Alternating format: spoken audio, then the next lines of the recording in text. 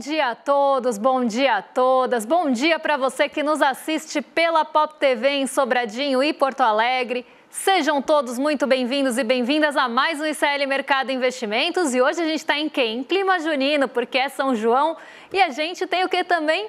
São João da firma. Então a gente está todo temático hoje aqui no Mercado Investimentos para trazer para vocês o índice de confiança do consumidor que saiu hoje. Tem também aí petróleo no radar, a gente vai falar sobre esse clima tenso que está acontecendo de vai e volta em relação às tensões geopolíticas, que ora estão ali mais calmas, ora estão acirradas. Então a gente vai explicar tudo isso para vocês e vai falar também dos bancos que estão de olho no seu cofrinho. Pois é, vocês não entenderam isso errado, os bancos estão disputando o cofrinho das pessoas e eu vou explicar tudo isso tintim por tintim para vocês. Mas antes de tudo isso, já vamos passar pela nossa agenda, porque hoje ela está recheada de dirigentes, presidentes e diretores de bancos centrais falando por aí. Então já vamos começar o dia para ver o que saiu, quem já falou, quem que vai falar, o que tem de indicador hoje na agenda e depois a gente passa para os principais assuntos do dia aqui. Então hoje saiu o sentimento das empresas de junho, a ata do Copom, reforçando todo aquele sentimento mais hawkish, mais firme, saiu às 8 horas aqui no Brasil, que foi o tom dado pelo comunicado na semana passada. Saiu a sondagem do consumidor, que é o índice de confiança de consumidor de junho, e esse a gente vai trazer em detalhes para vocês. Tem também o vice-presidente do Banco Central Europeu participando de um seminário hoje. Na verdade, já participou, porque foi às 8h15 da manhã, mas não para por aí, porque tem mais gente falando hoje, não é pouca coisa, viu? Hoje a agenda, se eu fosse resumir a agenda em poucas palavras, seriam dirigentes de Banco Central. Então vamos lá, porque tem a presidente do Banco Central, a Christine Lagarde, também discursando em um prêmio hoje na Bélgica, começou às 10 horas da manhã, e às 10h15 no Reino Unido, quem fala é o presidente do Fed de Cleveland. Então hoje, como falei, a agenda está tomada por esse tipo de evento, né? Nem tanto de indicador, mas de evento. Às 10h55 no Reino Unido, o economista-chefe do Banco Central Europeu, Philip Lane, também começou um discurso num fórum organizado pelo Barclays, mas também não para por aí, porque tem mais agenda vindo. Às 11 horas, agorinha, quem começa a falar, e isso deve ganhar um pouco mais de repercussão, é o presidente do Fed, Jerome Powell, que vai testemunhar perante o comitê da Câmara. E às 11 horas também lá nos Estados Unidos, sai índice de confiança do consumidor deles. O presidente do Fed de Nova York, o John Williams, discursa em um evento institucional. Então, como eu falei, hoje a agenda está tomada por falas de presidentes, dirigentes, diretores de Banco Central aí pelo mundão. E hoje, agora às 11 horas, quem fala é o Jerome Powell, que deve ganhar um peso um pouco até maior, depois de várias incertezas em relação à condução da política monetária nos Estados Unidos. Agora eu vou dar bom dia para o Diego, porque eu e Diego hoje estamos o quê? Estamos de Chico Bento no shopping. Então, Diego, bom dia para você. Conta pra gente como é que fechou o mercado ontem, né? Então, conta esses movimentos pra gente, enquanto eu tiro meu chapéuzinho aqui, porque ele está quase caindo. Bom dia, Débora. Muito bom dia para toda a audiência. Um prazer aqui imenso estar com vocês. Coloquei meu chapéuzinho que não coube muito bem na minha cabeça, mas não vou ficar de fora da brincadeira, né? Enfim, muito bom dia para minha equipe aqui de telespectadores fiéis, Diego Bonar, Maria Helena, Gladys Garcia, Theo Kool. Bom dia pro Guto, bom dia pra Dani, bom dia pra Lívia, bom dia para todo mundo, bom dia pra Meire, que perguntou se era Diego Diogo. Bom dia. Maria Helena está perguntando sobre trancinhas. Eu gostaria muito de fazer, mas eu acho que infelizmente meu cabelo ainda não é grande o suficiente. Mas quem sabe no próximo São João, quem sabe? Vamos ver se é possível. Enfim, vamos para o nosso fechamento? Pois bem, a semana começou bem tensa nos mercados, viu? Ontem o clima predominante foi de cautela após o Irã lançar ataques contra bases dos Estados Unidos no Catar. Mas com um detalhe bem importante, aliás, o próprio Irã avisou de antemão que ia rolar o ataque, numa jogada para evitar vítimas e conter a escalada do conflito, né? Aliás, o Donald Trump agradeceu esse aviso no comunicado. Mesmo assim, o Ibovespa balançou. Chegou perto dos 135 mil pontos, mas fechou com uma leve queda de 0,41%, cotado aos 136.550 pontos. Enquanto isso, Nova York surpreendeu. O S&P 500 subiu quase 1% no dia de ontem. E, por outro lado, o petróleo despencou. Tanto o Brent quanto o WTI caíram mais de 6%, depois que os EUA, os Estados Unidos da América, atacaram instalações nucleares no Irã no fim de semana usando bombardeiros de alta precisão. Ataque considerado pontual e que também passou recado de que não há muita intenção de ampliar o conflito. Aproveitando aqui e mudando para câmbio, o dólar também recuou no dia de ontem. Apesar de ter se aproximado dos R$ 5,55, terminou o dia cotado a R$ 5,50 e já acumula uma queda de quase 4% em junho. Os próximos dias prometem uma tensão redobrada. Por enquanto, os investidores estão respirando aliviados, apostando numa trégua e evitando decisões precipitadas. Débora, eu queria saber o que explica a nossa bolsa ter tido uma queda no dia de ontem e o dólar também ter apresentado um recuo. Vamos lá, porque essa pergunta ela tem alguns pontos que precisam ser explicados direitinho. A nossa bolsa ela tem um peso bastante grande da Petrobras. Vocês viram que eu troquei de chapéu, né? Porque aquele lá não estava cabendo, então eu fui para um mais minimalista agora. Mas vamos lá, a nossa bolsa ela tem um peso bastante grande da Petrobras. E aí o que acontece? Em um dia que a gente tem uma queda forte do preço do petróleo, e não foi pouco, né? Se a gente pegar tanto o Brent quanto o WTI, eles caíram mais de 6%, seria um dia que a gente já espera, né, que a Petrobras ela não vai performar bem. Até porque a gente está falando de uma petrolífera, por mais que não tenha mais aquela paridade de preços que se tinha antes, ainda tem uma expectativa que o lucro da Petrobras vá depender do preço do petróleo. Se o preço do petróleo começa a acelerar, você espera que ela pode ali cobrar mais os seus combustíveis e também ter um lucro maior. Se o preço do petróleo começa a cair, ela vai na direção inversa. Então, as pessoas vendem a Petrobras ali e realizam os seus ganhos. A grande questão é que a gente está num movimento muito volátil de petróleo. O petróleo sobe num dia, no outro dia ele é realizado. Se tem uma notícia envolvendo o Estreito de Hormuz, ele sobe. Se você tem uma notícia que não reforça que vai ter algum fechamento no estreito ou que vai ter alguma trégua, você vê que o petróleo ele recua. Então, a gente está com um petróleo super volátil e está subindo e descendo. Só que a Petrobras ela tem os fundamentos dela, independente do preço do petróleo. Você não pode, né, colocar tudo isso na conta do sobe e desce do petróleo. Só que para quem especula, esses movimentos de volatilidade são muito propícios. Então, a pessoa compra e vende no melhor momento, independente dos fundamentos da Petrobras para frente estarem bons ou não. Então, acho que esse é o ponto que precisa ficar entendido, porque, por mais que o petróleo esteja com muita oscilação, a gente não pode esquecer que a Petrobras é uma empresa sólida e que tem seus fundamentos e que isso não vai deteriorar ou mudar por conta do preço do petróleo. Esse é um ponto. Só que em um dia que a Petrobras cai, a gente tem já um peso ali grande jogando contra o Ibovespa, só que ela não caiu sozinha. Ela caiu junto com os bancos, então o setor financeiro foi mal ontem também, e a única que deu um suspiro ali, um leve respiro para o Ibovespa foi a Vale, que fechou em alta, conseguiu recuperar uma parte das perdas do dia anterior e acabou limitando um pouco a queda do Ibovespa, que estava até mais acentuada no começo da manhã. Então, a Vale ela dá essa segurada, né, segura a barra, que é gostar do Ibovespa ontem. Só que a gente tem um outro ponto aí, que é a segunda parte do Diego, que é o dólar. O dólar ele teve um dia, no começo da manhã, né, ou no começo da negociação, de alta, inclusive com todo esse sentimento de cautela em relação aos conflitos no Oriente Médio, e aí ele vai cedendo durante o dia e fecha o dia em queda. Então ele muda até a direção, vai para o terreno negativo justamente por um enfraquecimento desse dólar. O dólar, a gente tem que sempre lembrar dele como um defensivo de carteira.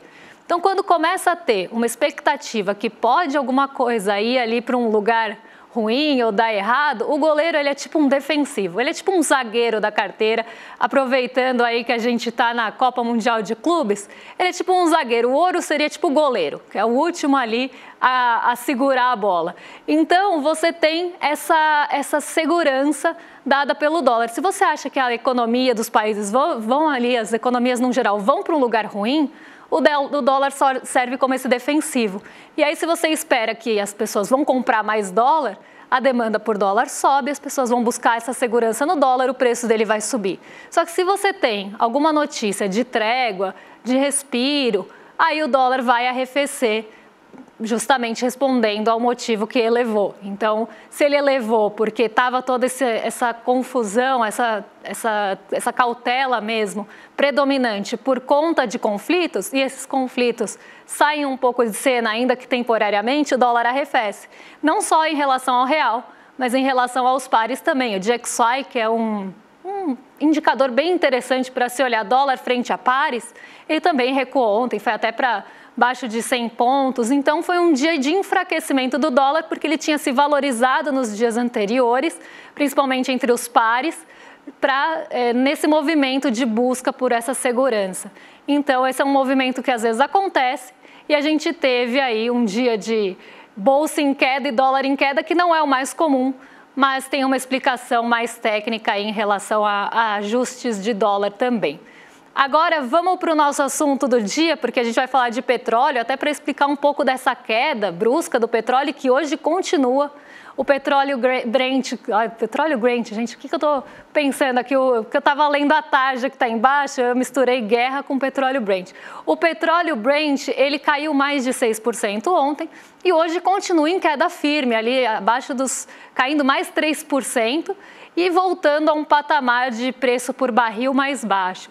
E isso vem justamente dessa trégua, que não foi por tanto tempo assim, dos conflitos no Oriente Médio. Então, a gente está com um vai e vem ali, pensando nessas tensões, como é que elas estão sendo tensionadas mesmo, a corda estica e a corda solta um pouco. Por mais que tenha tido ali o bombardeio de alta precisão, parece que existe uma expectativa que a trégua seja um pouco mais breve. Então, o que o mercado está olhando para precificar o petróleo especificamente? E aí eu não estou entrando no mérito da guerra aqui, eu vou só falar do petróleo mesmo e depois a gente pode até pensar em falar de outros aspectos. Mas o que os investidores estão vendo em relação a tudo isso que está acontecendo para precificar o petróleo e para ele ter caído tanto? Ele subiu com toda a expectativa que pudesse ser fechado o estreito, por lá passa 1/5 da produção de petróleo, e não só do petróleo, mas também do gás, né? Então tem toda uma questão de logística que envolve a região, e se os navios começarem a ter que desviar por algum motivo daquela região, seja pelo conflito ou pelo fechamento, os fretes marítimos ficam mais caros, os seguros dos navios ficam mais caros, e tudo isso impacta lá no final no preço do petróleo. Então, não é só a questão da produção estar comprometida na região, mas também toda a questão logística envolvendo o frete marítimo que acontece também e passa pela região. Então, seja porque vai desviar, seja porque o seguro vai ficar mais caro, a rota vai ficar mais longa, tudo isso influencia no preço do frete. Então, você tem já essa expectativa, ou tinha essa expectativa. Por mais que ela tenha sido aprovada no parlamento do Irã, essa possibilidade de fechamento, ele ainda não foi sancionado. Então, o que o mercado entendeu? Que pode ser que o Irã esteja dando também ali uma segurada, eu diria, em relação ao fechamento, para ver como é que as coisas vão se desdobrar para aí sim tomar essa decisão. E isso poderia ser tido como esse possível sinal de trégua, esse possível sinal de não escalada do conflito. O fato também de ter sido avisado onde iria ser ali atacado, né, o Catar ali, onde os ataques iam acontecer para não atacar civis e tudo mais, também foi entendido pelo mercado financeiro como uma possibilidade de a gente vai responder, mas não queremos escalada do conflito. E aí é uma coisa muito maluca se a gente pensar, porque por mais que a gente esteja falando de trégua, né, e de leitura enquanto trégua, a gente está falando de bombardeio, a gente está falando de guerra, a gente está falando de medidas agressivas. E outra pessoa que também teve esse tipo de medida, né, um morde-a-sopra, um fala e volta, foi Donald Trump, quando começou a falar ali sobre o Irã e como ele ia responder e não entrar ao mesmo tempo no conflito. E a gente até separou algumas falas de Donald Trump para vocês entenderem, né, que às vezes a pessoa está anunciando paz ou falando que ela não quer guerra, declarando a própria guerra. Então, é uma coisa muito ali até complexa, né? Mas não só isso. Tem muitas coisas que estão por trás de uma fala como as que a gente tem do Trump. A gente tem o painel de falas do Trump aí, era de ontem, então talvez a gente tenha ainda na produção. Então, os pronunciamentos aqui do Trump tiveram alguns principais pontos, né? E aí a gente separou alguns para vocês. O Irã, por muito tempo, disse morte à América. Agora estamos quebrando as pernas do Irã. Então, assim, você quer falar de paz, não quer enaltecer um conflito, você não fala que você vai quebrar as pernas de um país, né? Mas vamos lá. Os Estados Unidos fizeram esse ataque pela paz mundial, que também não faz o menor sentido e vem naquela linha que eu estava falando. Você está promovendo um ataque pela paz mundial. E por mais que isso tenha toda a discussão de que se acaba ali, né, e tem essa leitura também, se acaba a parte nuclear, não tem por que continuar, isso seria uma prova que não vai querer entrar, mas você está falando de paz, colocando ali bombardeios, ataques, falando em quebrar perna. O Oriente Médio terá que aceitar a paz. Então, assim, né, terá de aceitar, está falando que a pessoa não tem alternativa. Ela ou aceita aqui a paz, mas a paz imposta nos moldes dos Estados Unidos, que a gente sabe como é que né? A democracia, a paz e tudo dos Estados Unidos, quando ela é imposta a outros países. Espero que não seja mais preciso usar nossas forças militares. Então, aqui, né, um outro ponto que já usou, né, mas espero que não seja mais preciso usar mais. Então, é o que eu falei, né, uma coisa que acaba sendo dissonante até você colocar as palavras na mesma frase. Mas vamos continuar, porque eu acho que tem mais um painel de frases que a gente separou aqui para vocês, para falar sobre isso. Quero parabenizar as mentes brilhantes que fizeram esse ataque preciso. Então, assim, né, sem comentários. E se a paz não vier rápido, vamos continuar atacando com velocidade, precisão e habilidade que só o nosso exército tem. Então, aqui, né, se não vier aos moldes e como se espera, vai continuar o ataque. Então, ao mesmo tempo, não quero guerra, mas vai continuar o ataque, para vocês verem que é uma coisa contraditória, além de tudo. E nós adoramos nossos fantásticos serviços militares, né? A gente sabe que existe também todo esse enaltecimento do serviço militar dos Estados Unidos e que isso está sendo colocado aí, como falei, no contraditório. Então, ao mesmo tempo que está falando em paz, está falando em ataque. Ao mesmo tempo que está falando que não quer ir para frente, quer ir para frente. Ao mesmo tempo que está falando em paz, fala em quebrar as pernas do outro país. Então, a gente entende esses sinais como sinais contraditórios e que trazem muita incerteza. E toda essa incerteza em relação à trégua ou não, a gente acaba mexendo com a instabilidade do mercado, com a incerteza em relação aos preços e também aos preços do petróleo. Então, são capítulos que a gente precisa acompanhar de perto, porque é o que a gente estava falando na redação. A gente acorda com uma notícia, vai dormir com outra e durante o dia muda pelo menos umas 3 vezes de direção. Então, isso precisa ser acompanhado de perto e aí vai ter, sim, as suas implicações no petróleo Brent, no preço de outros, inclusive, suprimentos que podem ter o mesmo problema de passar pela região, que já está acontecendo, inclusive, com algumas cadeias de suprimentos globais. Então, tudo isso precisa ser acompanhado, além de todo esse discurso do Donald Trump, que não condiz ali com o que ele faz, né? Então, isso traz também mais incerteza. E o fato de ser Donald Trump, um presidente de uma potência mundial, e ser a pessoa instável que deixa tudo isso ainda mais instabilizado.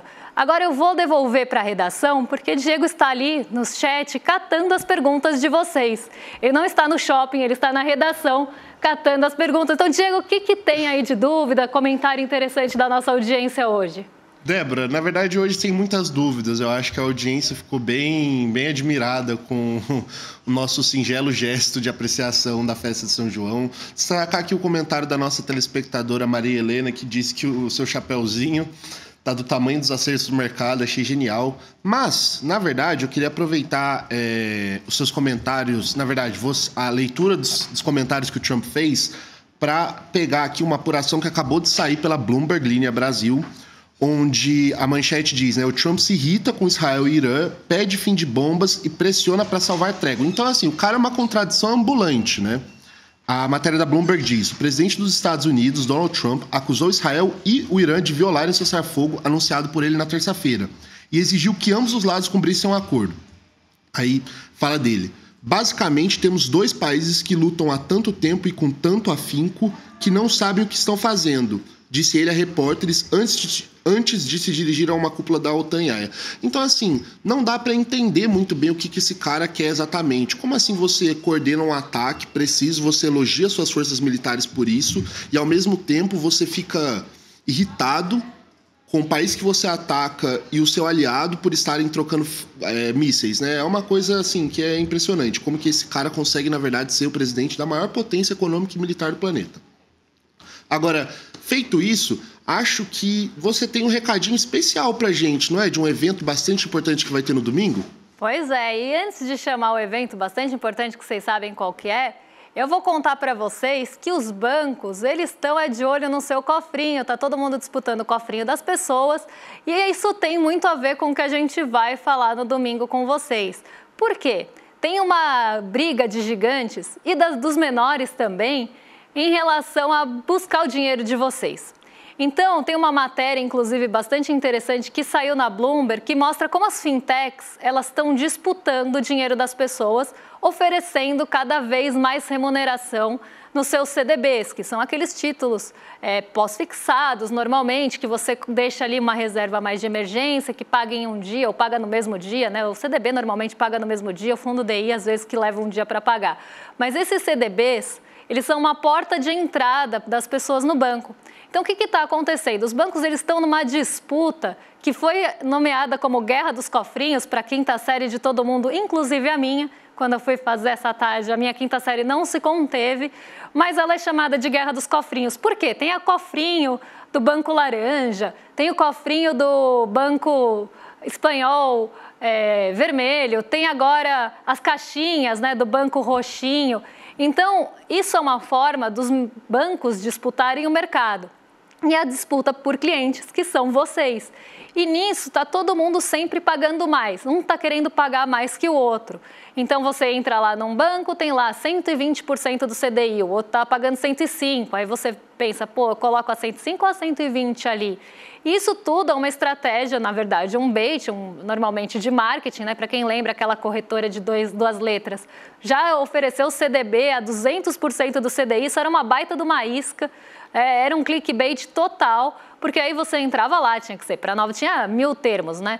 Tinha as letras miúdas ali, tinha que ser para novos clientes, tinha que ser até R$3.000, o CDB vencia em 3 meses. Então, sempre tem essa disputa, sempre aconteceu, só que ela está cada vez mais acirrada. Antes estava limitada às fintechs e agora também os bancos grandes estão entrando na jogada, tanto que já tem os cofrinhos do Banco Laranja.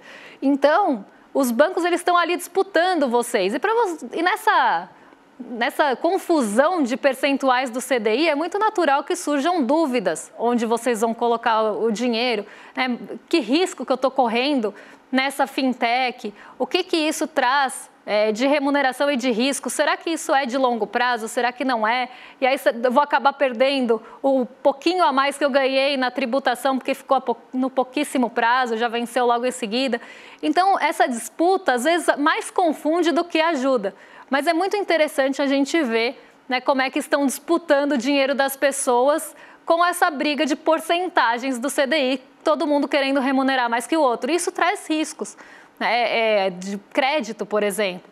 A gente viu um banco que teve problema, o caso do Banco Master, ele estava jogando as taxas lá em cima para ser atrativo, para captar esse dinheiro, para conseguir continuar operando. Ele estava já com riscos de crédito. Então, às vezes a gente vê uma coisa que parece só uma briga, uma disputa por cofrinhos, mas a gente tem que entender os riscos de crédito que aquela instituição financeira tem por trás. Será que vale a pena correr o risco daquela instituição para colocar meu dinheiro lá? Será que ela está com uma boa saúde financeira? Será que essas decisões que estão sendo tomadas vão impactar o caixa dela no longo prazo, no médio e longo prazo? A dívida dela vai ficar cara? Então, tudo isso precisa ser avaliado para não entrar em cilada. E aí sim que eu chamo o convite para vocês, porque esse domingo a gente tem um encontro super especial aqui e a gente vai falar justamente de um momento que a gente está com turbulência, que está com instabilidade e que vai trazer para vocês um caminho para cuidar do dinheiro de vocês, que a gente junta às vezes o dinheiro por tanto tempo, e leva uma vida para juntar, e aí vem as instituições financeiras querendo brigar entre si, e aí a gente acaba entrando numa cilada porque não leu as letras miúdas. Então, eu até coloquei essa notícia porque é uma notícia interessante, interessa normalmente ao nosso público, mas também tem tudo a ver com o nosso assunto de domingo. Então, para entrar e saber mais, entre em iclmercado.com.br ou se inscreve aqui no QR Code e aí vocês já ficam com a aula agendada ali para vocês vão ser lembrados e vocês vão ter acesso a uma aula que é gratuita, mas que para conseguir o ingresso precisa se inscrever aqui. Então vamos assistir essa aula juntos para entender onde é que a gente vai nesse mundo que não só está turbulento, cada dia acontece uma coisa, mas que também tem essas minúcias ali do nosso dia a dia, que às vezes é isso, vou colocar meu dinheiro em A ou B, qual que é a diferença? Por que um está pagando mais? Que vantagem alguém leva nisso? Então, a gente vai contar para vocês tudo isso no domingo, às 8 horas da noite. E agora, eu ia falar da confiança do consumidor, mas não sei se vai dar tempo, viu, Diego? Então, eu já vou entregar para os nossos vizinhos de cima, assim a gente pode comer crepe, curau. Então, agora vocês ficam com o William De Luca e Guga Noblar na sequência. E a gente volta amanhã para contar da confiança do consumidor e outros aspectos que estão mexendo com o seu bolso, com a nossa bolsa e com as nossas vidas. Um beijão e até amanhã, pessoal. Sabe que para muita gente, às vezes sobra no fim do mês. É difícil, mas às vezes sobra um pouquinho de dinheiro. E ele fica lá no banco. O banco pega esse dinheiro, empresta para outros, cobra juros altos e ganha em cima do que você deixou lá. Você precisa saber investir. Investir não é só para quem tem muita grana, não. Pode ser para você também que consegue poupar um pouquinho a cada mês. Agora, investir como? É essa a dica que a gente quer dar aqui no ICL. Eduardo Moreira, que veio do mercado financeiro, que conhece as armadilhas dos investimentos, vai dar uma aula online, gratuita, para ensinar para você. Investir é para todos. Vai ser no dia 29 de junho, às 8 da noite, é num domingo. E aí, Chico, vamos me cortar, amigo? Velho, agora... Rapaz, que estampa é essa, rapaz? Gostou? Pô, comprei na loja de CL. Pô, tá agorinha. Vista a coragem. Leve a luta com você. Camisetas da comunidade mais corajosa do Brasil. Acesse souicl.com.br e garanta já a sua.